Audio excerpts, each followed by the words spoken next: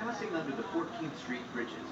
This collection of bridges is a major transportation route for both cars and trains heading in and out of D.C. Today, air travel also provides a convenient way to get around. But let's go back in time before there were highways, railroads, and airplanes. At that time, the river was used much more. Centuries ago, you could look out on the river and see handsome sailboats, modest rowboats, and large steamships floating along these waters. Sometimes they were carrying passengers, but most often they were moving cargo, goods like tobacco, grains, whiskey, furs, and timber. The shipping industry really started to boom in the 18th century, which was essential for the city's growth. This area was fortunate enough to have two major ports, one in Georgetown, where we just came from, and the other in Alexandria, where we're headed. True or false?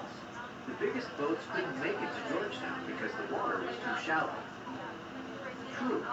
Alexandria was the deep water port, often used by the big ocean-going ships, while Georgetown was shallower and was used more by smaller vessels. And there were lots of types of boats that moved cargo. Barges were common early on.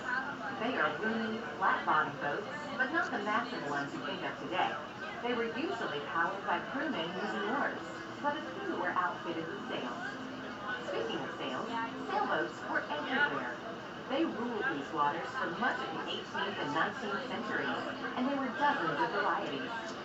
Schooners in particular were popular shipping boats because they were fast and easy to navigate. They could also find their way into shallow harbors to load and unload goods.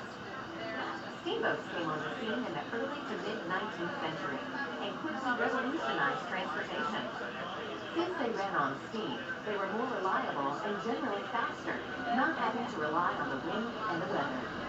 This made them more efficient and made shipping much cheaper, which helped to usher in the Industrial Revolution. You may have already seen the one paddle wheel out on the river today. If not, keep an eye out for her. She's out and about most days.